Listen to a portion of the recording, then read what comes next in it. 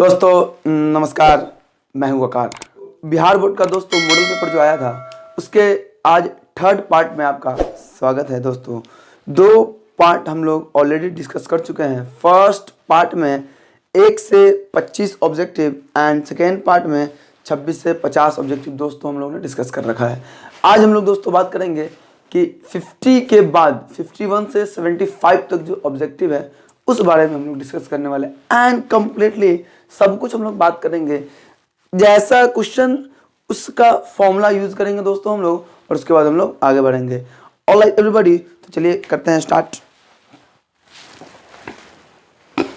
ये question number 51 में क्या कह रहा है? 51 में कह रहा है 51 नंबर क्वेश्चन में कह रहा है कि if the direction ratios of two parallel lines are A4 8। देखिए दो पैरेलल लाइन है, इसका डायरेक्शन रेशियो A4, 8 गिवन है एंड इसका डायरेक्शन रेशियो गिवन है 15, 12 एंड 24। 15, 12 एंड 24 ये गिवन है 15, 12 एंड 24। तो वैल्यू ऑफ A पूछ रहा।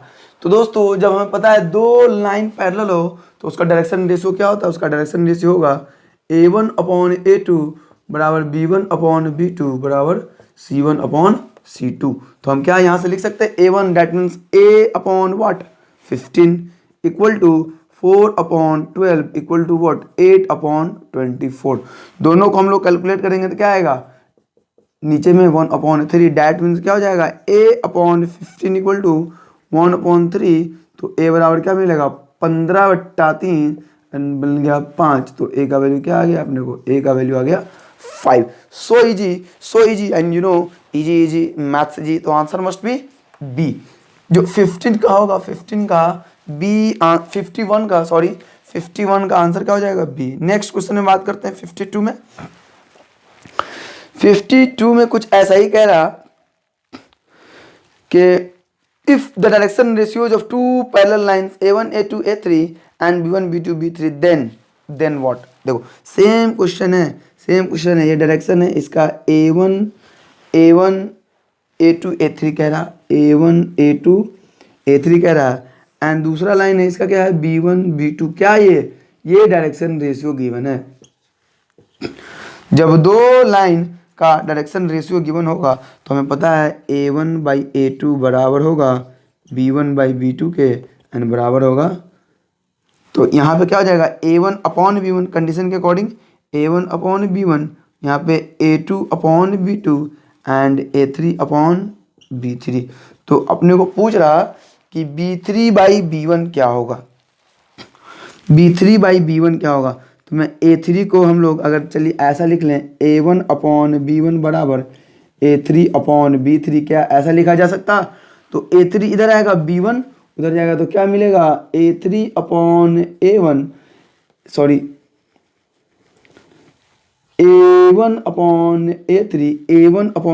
B1 उधर चला जाएगा B1/B3। तो हमें पूछ क्या रहा? B3/B1 दैट मीन्स का जस्ट अपोजिट क्या हो जाएगा? B3/B1 equal to A3/A1। ये आंसर हो जाएगा A3/A1। So the answer must be C. Answer क्या हो जाएगा? 52 का आंसर सी हो जाएगा।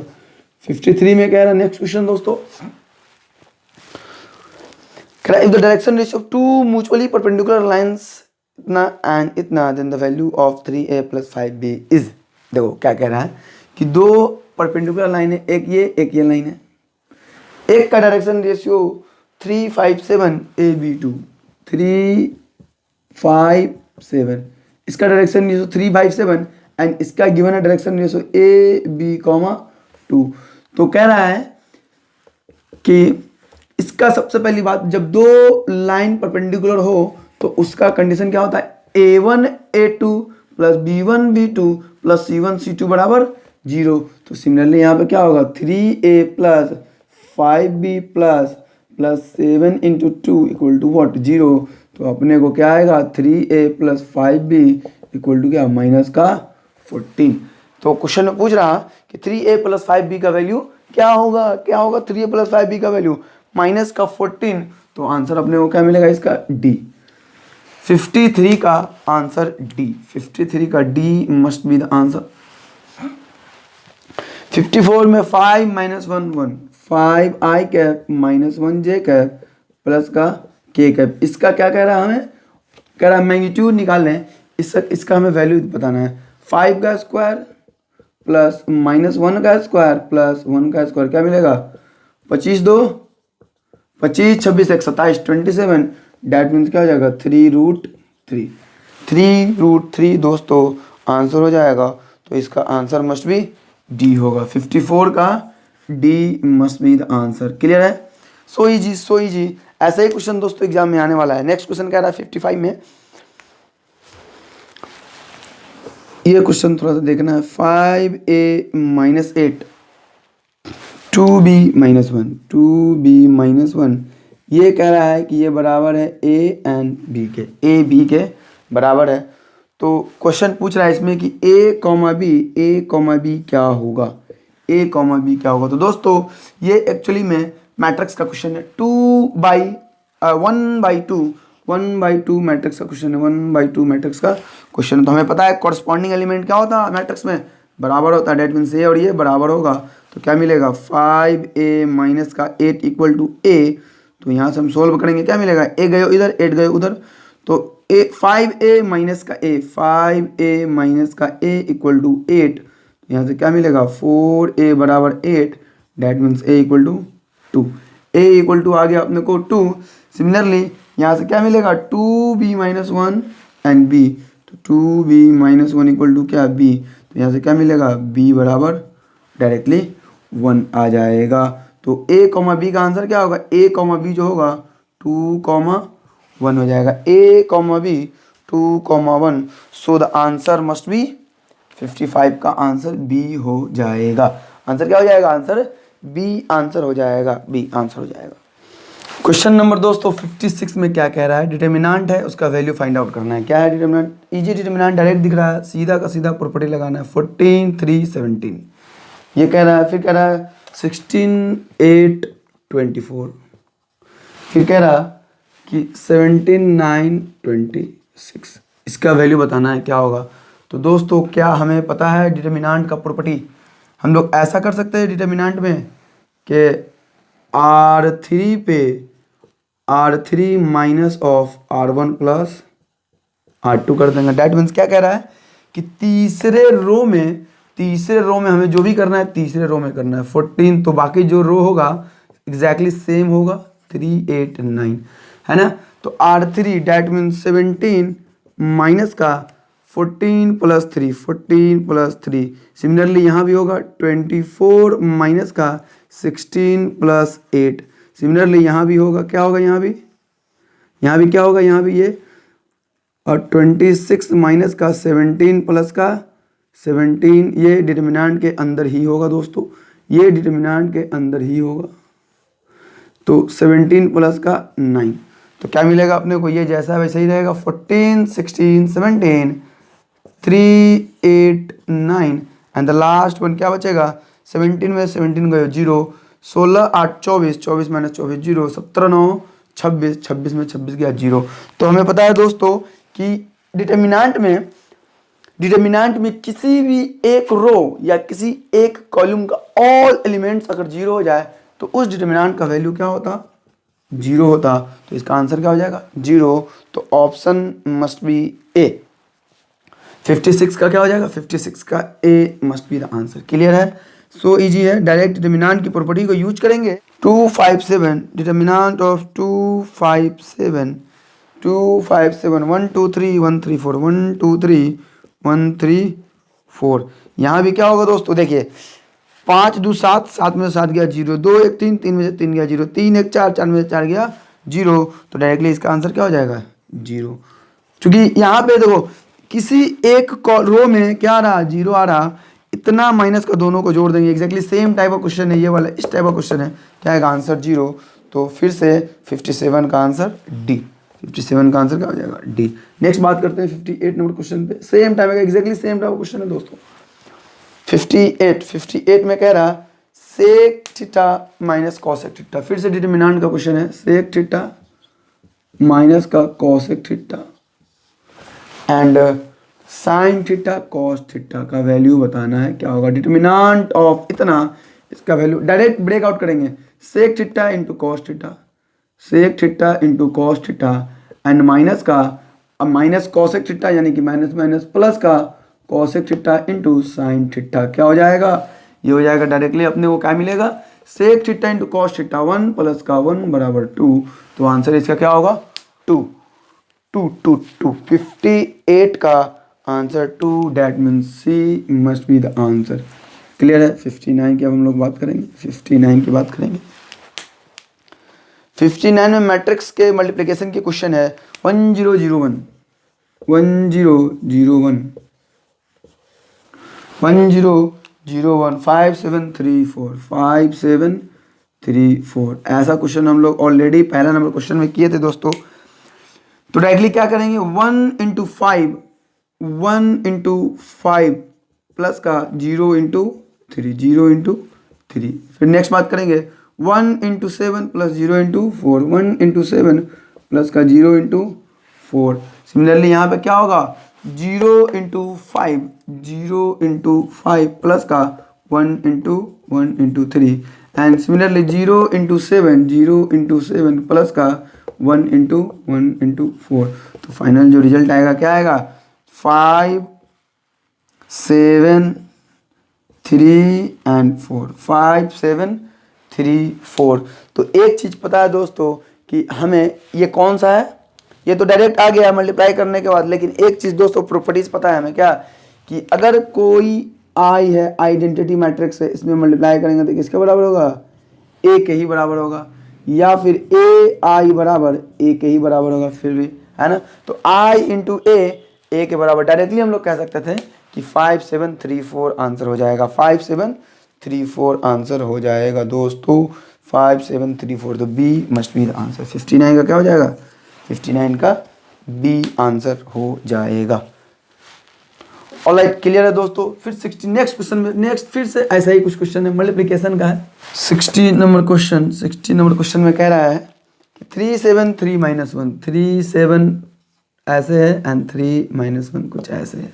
देखो कौन सा, इसका ऑर्डर हम लोग सबसे पहले चेक करेंगे।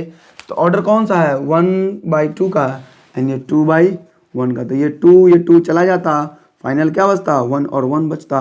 तो डायरेक्टली हम लोगों का आएगा एक ही आएगा 3 इंटू 3 प्लस का 7 इंटू माइनस का 1। तो क्या हो जाएगा 9 माइनस का 7 2 आ जाएगा। 2 1/1 का मैट्रिक्स मिलेगा, 1/1 का मैट्रिक्स मिलेगा। सो 60 का answer A must be the answer. Alright everybody. 61 में भी कुछ ऐसा ही है, 61 में भी कुछ ऐसा ही है। कह रहा है -4 एंड मैट्रिक्स है 5, माइनस का 6 5 एंड -6। इनफैक्ट देखो इस क्वेश्चन में कैसे हम लोग बात करेंगे कि ये इसका ऑर्डर जैसे ये किए थे वैसे ये वाला बताएंगे। इसका ऑर्डर क्या होगा 1/1 एंड दिस इज व्हाट 1/2। तो ये 1 से 1 चला जाएगा, क्या बचेगा 1/2 का मैट्रिक्स बचेगा अपने को 1/2 का। तो माइनस का 4 इंटू 5 माइनस का 20 एंड माइनस प्लस का 24। तो -20 plus 24। So B must be the answer. B answer हो जाएगा इसका, है ना, बी आंसर हो जाएगा इसका। 62 में हम लोग बात करेंगे। 62 में डायरेक्ट स्केलर का मल्टीप्लिकेशन है एक मैट्रिक्स में। क्या है 3 टाइम्स 1 -1 2 3 1 -1 2 3। ये क्या डायरेक्ट ये स्केलर का मल्टीप्लिकेशन क्या मिलेगा 3 इंटू 1 3 इंटू -1 माइनस का 3 इंटू 2 6 एंड 3 इंटू 3 9 3 - 3 6 9 3 - 3 6 9। तो इसका आंसर क्या हो जाएगा 62 का A must be the answer. A must be the answer. Clear है दोस्तों, ए आंसर हो जाएगा 62 का। अपने को आंसर क्या मिलेगा 62 का ए मिलेगा। सो इजी, बहुत आसान है। एग्जाम में भी ऑब्जेक्टिव क्वेश्चन कुछ इसी तरीके से होगा। Be prepared. छोटा सा फॉर्मूला आपको देखना है और महारत हासिल कर लेना है। छोटा सा फॉर्मूला देखेंगे और उसके बाद हम लोग गर्दा उड़ा देंगे। ऑलराइट, 63। देखो 63 में क्या कह रहा है, 63 नंबर क्वेश्चन में क्या कह रहा है कि किस टाइप का क्वेश्चन है, एलपीपी का लीनियर प्रोग्रामिंग का क्वेश्चन है। कह रहा है maximum value of Z x plus 2y। सबसे पहला काम आप लोगों को करना क्या है कि जो मॉडल पेपर मिला है उसको ओपन करके रखना है, उसको निकाल कर रखना है कि वो एक्चुअली में क्वेश्चन क्या क्या है। क्वेश्चन यहाँ पे दिख तो नहीं रहा, मैं पूरा क्वेश्चन नहीं लिख रहा, हमारे यहाँ पे पीसी में एक्चुअली क्वेश्चन है ऑलरेडी, मैं वहाँ से देख करके इधर बता रहा हूँ। क्लियर है? तो आप लोग करना क्या है, आप लोगों को डायरेक्टली क्वेश्चन पेपर जो मॉडल पेपर आया है वो आपको रखना है ताकि क्वेश्चन कम से कम आपको पता चले। ऑलराइट, तो ये आ गया z equal to x plus 2y, z equal to x plus 2y subject to constant कह रहा है x plus y less than equal to x plus y less than equal to 10 and x greater than equal to 0, y greater than equal to 0। यही कह रहा है x greater than equal to 0 and y greater than equal to 0। कह रहा है इसका maximum value क्या होगा। कुछ नहीं करना है दोस्तों, पता है हमें ग्राफ ड्रॉ करना है, x है ये y है, ड्रॉ करेंगे तो यहाँ पे क्या मिलेगा 10,0 एंड यहाँ पे क्या मिलेगा 0,10। आसान भाषा में इस लाइन का इसका हम लोग लाइन ड्रॉ करेंगे तो कितना कॉर्नर आ रहा, ऑब्वियस बात है रीजन यही होगा, क्योंकि लेस देन इक्वल टू 0 के लिए रीजन यही होता है ना। तो 3 कॉर्नर आ रहा है जेड एट कहाँ पे 0,0 पे, कितना मिलेगा 0 प्लस 2 इंटू 0 कितना होगा 0। इस 0 को इक्वेशन नंबर 1 में हम लोग पुट कर रहे हैं, x बराबर 0 एंड y बराबर 0 यहाँ पर रख रहे हैं, फिर x बराबर क्या 0,10, तो x equal to 0 and y equal to 10 क्या मिलेगा 20। सिमिलरली z एट 10,0 क्या मिलेगा 10 प्लस 2 इंटू 0 क्या मिलेगा 10। तो मैक्सिमम कहाँ पे आया, z का जो मैक्सिमम वैल्यू आया क्या होगा 20 होगा 20। तो मैक्सिमम वैल्यू ऑफ z पूछ रहा क्या है ना, the maximum value of z subject to constant इतना is 20। C must be the answer. Alright, C answer हो जाएगा 64 में एग्जैक्टली सेम टाइप का कह रहा है, सेम टाइप का 64 में क्वेश्चन है, बस z चेंज है, उसका ऑब्जेक्टिव फंक्शन जो कहते हैं वो चेंज है एंड कॉन्स्टेंट्स चेंज है। तो इसमें कह रहा है मैक्सिमम वैल्यू z बराबर 5x minus y, 5x minus का y, 5x माइनस वाई पूछ रहा है दोस्तों, 5x minus y and subject to constant x plus y less than equal to 25 है ना, x plus y less than equal to 25। Same condition है कि x greater than equal to 0 and y greater than equal to 0 कह रहा है। तो यहाँ से क्या आएगा, कुछ नहीं करना, फिर वही ग्राफ बनाएंगे, फिर वैसा ही बनेगा, फिर वही पॉइंट आएगा 25,0 एंड 0,25। तो z ये अपना रीजन आ जाएगा। देखो एलपीपी को सोल्व करने का क्या तरीका है, एलपीपी को सोल्व करने का तरीका कि सबसे पहले इसका ग्राफ ड्रॉ करना है। सबसे पहले फर्स्ट ऑफ ऑल हम लोग क्या करेंगे, इसका ग्राफ ड्रॉ करेंगे। इसका जैसे ही ग्राफ ड्रॉ करेंगे तो क्या ये आया, अब रीजन सेलेक्ट करेंगे। रीजन कैसे सेलेक्ट करते दोस्तों, पता है कि नहीं पता है, रीजन हम लोग सिलेक्ट करेंगे कोई सा भी एक पॉइंट, ये लाइन बनाने के बाद ओरिजिन हम लोग रख देंगे इसमें 0 plus 0 less than equal to 25। Okay है, डैट मीन्स इधर वाला रीजन अपने को मिल जाएगा, इधर वाला फिजिबल रीजन मिल जाएगा, इस साइड वाला। तो जो कॉर्नर पॉइंट बनेगा उस कॉर्नर पॉइंट पे हमें जेड का वैल्यू निकालना था। जेड एट 0,0 क्या मिलेगा, फिर से 0। जेड एट कहाँ पे 25,0 पे क्या मिलेगा 5 इंटू 25 माइनस का 0, 25 125 है ना। अब क्या मिलेगा जेड एट 0,25 पे क्या मिलेगा 5 इंटू 0 माइनस का 25 क्या होगा माइनस का 25।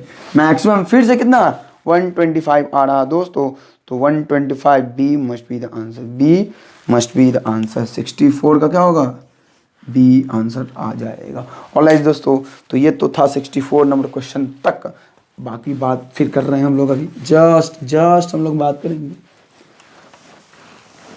पढ़ लो इतना दोस्तों कि कभी आपको शर्मिंदगी फील ना हो कि हमने काश, ये वर्ड जो काश है दोस्तों बहुत बेकार वर्ड है, काश मैं पढ़ लिया होता तो ये हो गया होता और ये हो गया होता।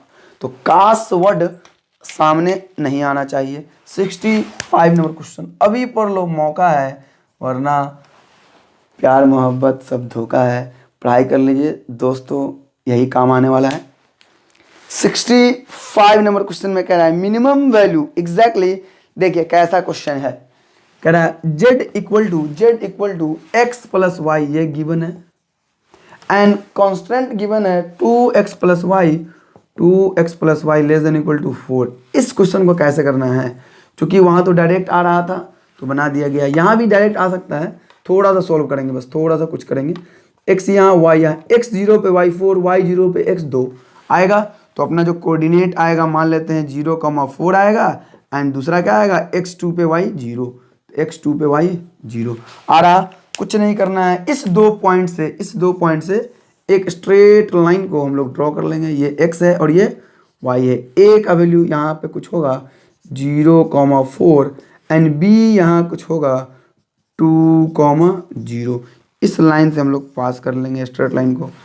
जैसे ही स्ट्रेट लाइन को पास करेंगे एंड अब क्या करना, फिर से 0,0 रख के यहाँ पे चेक करेंगे, तो 2 इंटू 0 प्लस 0 क्या होगा, 2 into 0 plus 0 less than equal to 4, यानी कि 0, 2 0 इंटू 0 प्लस 0, 3 0 नहीं लिखना, 0 less than equal to 4। Okay होगा, जब ओके होगा तो डेट मीन्स क्या होगा, ये वाला रीजन होगा।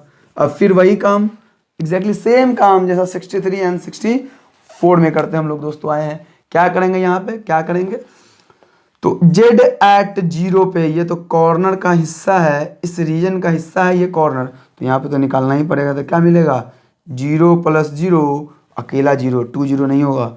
z एट a पे करेंगे तो क्या मिलेगा 0 प्लस 4 क्या मिलेगा 4, एंड z एट b पे करेंगे, ये b पॉइंट है अपना, ये b कोऑर्डिनेट है, तो क्या मिलेगा 2 प्लस 0, क्योंकि x की जगह पे 2 y की जगह पे 0, x की जगह पे 2 y की जगह पे 0 रखेंगे, क्या आएगा 2 आएगा, तो मैक्सिमम क्या होगा 2। लेकिन हमसे क्या पूछ रहा, हमसे पूछ रहा क्वेश्चन नंबर 65 में मिनिमम वैल्यू क्या होगा, तो मिनिमम वैल्यू क्या हो जाएगा, मिनिमम वैल्यू 0 हो जाएगा, है ना। तो minimum value 0, that means answer must be C होएगा। ऑलराइट दोस्तों, सो ही आसान भाषा में बात करने वाले हैं दोस्तों, सारा आसान होने वाला है, so easy and you know easy maths easy.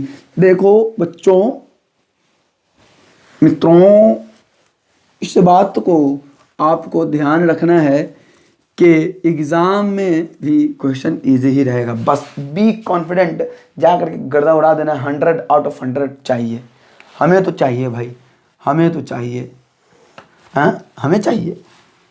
अरे आपको चाहिए तो जाके खुद एग्जाम दे दीजिए, ले लीजिए, हाँ मेरा मतलब है आप लाएं हमें भी दिखाएं। 66 number question, i plus j dot j plus k. देखो दोस्तों, आई कैप प्लस, यहाँ पे क्वेश्चन में क्या है ना, दिया हुआ है आई वेक्टर दिया गया है, वहाँ पे कैप देना चाहिए था, i cap plus j cap dot j cap plus k cap, क्या मिलेगा, देखो आई को जे के साथ 0, फिर आई को के के साथ फिर से 0, चूंकि डॉट प्रोडक्ट कर रहे हैं, फिर जे को जे के साथ क्या मिलेगा 1, फिर जे को के साथ 0, तो फाइनल आंसर क्या आ गया 1 आ गया। डॉट प्रोडक्ट पता है दोस्तों, ये डॉट है तो आई का जे के साथ डॉट 0, फिर आई का के साथ डॉट 0, फिर जे का जे के साथ डॉट 1, फिर जे का के साथ डॉट 0, तो फाइनल आंसर क्या हो गया अपने को 1। तो 66 में आंसर मस्ट बी ए, 66 का आंसर क्या हो जाएगा ए हो जाएगा। 67 नंबर क्वेश्चन, डायरेक्ट फॉर्मूला है आईटीएफ का, inverse trigonometric formula, inverse trigonometric function का क्या है कि cos inverse 1 minus x square by 1 plus x square क्या होगा, डायरेक्ट फॉर्मूला नहीं है 2 tan इनवर्स एक्स का, ये तो डायरेक्टली 2 tan इनवर्स एक्स का फॉर्मूला है ना। तो answer must be answer must be C. 67 का आंसर फिर से सी आ गया है दोस्तों। देखो क्वेश्चन को भी पता है कि जिंदगी असल में सी का ही है, सी का ही जिंदगी है दोस्तों। 68, तुम्हारा तो कुछ नहीं है भाई, जो मिलेगा सब चीज सी का ही है बस। चलिए समझने वाले समझ गए, जो नहीं समझे आप पोगो देखो जा करके। साइन इनवर्स एक्स कह रहा, साइन इनवर्स एक्स कह रहा क्या होगा, क्या लिख सकते हैं दोस्तों, तो हमें डायरेक्ट पता है क्या कि π/2 माइनस कॉस इनवर्स एक्स होगा या नहीं होगा, क्योंकि sine inverse x plus cos inverse x बराबर π/2, तो साइन इनवर्स एक्स का वैल्यू क्या होगा π/2 माइनस कॉस इनवर्स एक्स हो जाएगा, π/2 माइनस कॉस इनवर्स एक्स, तो B must be the answer. 69 दोस्तों, 69 कह रहा है tan inverse x minus tan inverse y, tan inverse x minus tan inverse y क्या होगा, फॉर्मूला है डायरेक्टली, बाकी कंडीशन तो ध्यान देना ही नहीं है। प्लस वाले के लिए कंडीशन होता है, माइनस वाले के लिए कोई कंडीशन नहीं है। tan inverse x minus y बट्टा 1 plus x into y. Clear है, बस ये आंसर हो जाएगा अपना, x माइनस वाई बट्टा 1 प्लस एक्स इंटू वाई। तो so A must be the answer, A answer हो जाएगा 69 का। नेक्स्ट 70 की बात करें हम लोग तो क्या होगा, 70 की अगर बात की जाए, हाँ डायरेक्टली, हाँ ये क्वेश्चन बनाने लायक है। साइन इनवर्स, उतना भी ये नहीं है, आसान सा क्वेश्चन है, 4/5। तो सबसे पहले हमें ये चेक करना है sine inverse of sine x क्या होता है, एक्स के बराबर, डेट मीन्स 4/5 के बराबर होगा, इक्वल टू क्या होगा 4/5। क्या ये 4/5 बिलोंग करता है साइन इनवर्स के रेंज में? साइन, हमें पता है दोस्तों कि sine inverse of sine x, ये जो एक्स होता है ये क्या होता है, range of sine inverse x होगा। तो क्या range of sine inverse x 4/5 के बीच में है? कहने का मतलब ये है कि ये जो 4/5 है -π/2 से π/2 के बीच में है। चेक करेंगे हम लोग, हमें तो नहीं दिख रहा, -π/2 से π/2 के बीच में नहीं है दोस्तों, नहीं है तो नहीं है, नहीं है तो क्या होगा, तब इसे हमें सोल्व करना पड़ेगा दोस्तों। क्या हम इसे लिख सकते हैं साइन इनवर्स, साइन थीटा को लिख सकते हैं साइन पाई माइनस थीटा, बात तो बराबर ही है। Sine inverse of sine pi minus theta, sine theta का ही बराबर होगा। जब अंदर की बात सोल्व करेंगे तो साइन π/5, तो फाइनली क्या आ जाएगा π/5, ये अपना आंसर हो जाएगा। और ये बिलोंग करेगा किसके बीच में, -π/2 से π/2 के बीच में बिलोंग करेगा। 70 का π/5, that means D must be the answer, 70 का D must be the answer. Alright दोस्तों, 70 का D must be the answer होगा। क्लियर कि नहीं क्लियर? क्लियर है, क्लियर होना चाहिए, क्लियर होना चाहिए। 71 लास्ट 5 क्वेश्चन, 71 में बात हो रही कि sine of sine inverse √3 + 1/2 √2, sine inverse √3 + 1/2 √2। दोस्तों देखिए, एक चीज हम लोगों ने पढ़ा था कि साइन इनवर्स √3 - 1/, या फिर साइन थीटा बराबर अगर √3 - 1/2 √2 होगा तो वो किसका वैल्यू होगा, 15 डिग्री। पता है हमें, थीटा 15 डिग्री होगा। तो ये किसके बराबर है, √3 प्लस है, साइन में माइनस होता है। डायरेक्टली वैसे भी बात करेंगे कि साइन ऑफ साइन इनवर्स कुछ के बराबर है ना। तो ये जो कुछ होना चाहिए, क्या होना चाहिए, -1 से 1 के बीच में लाई करना चाहिए। तो आप लोग कैलकुलेट करके देखेंगे, आंसर मस्ट बी ए होना चाहिए इसका, है ना।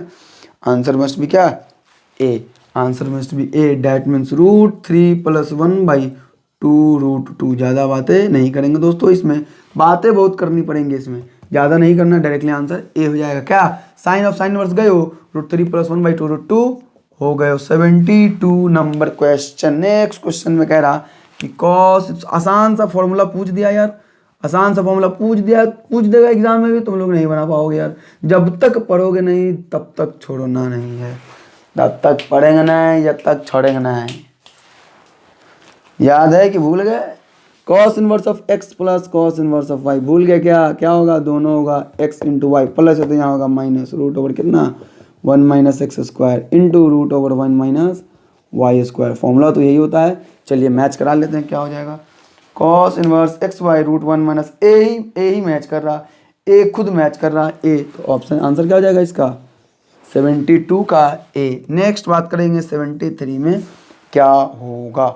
73 में क्या होगा, कुछ नहीं होगा, जो होगा मंजूर मैथ्स का फॉर्मूला होगा, वही होगा जो मंजूर है। यहाँ पे मैथ्स का फॉर्मूला होगा sine inverse x plus cos inverse x।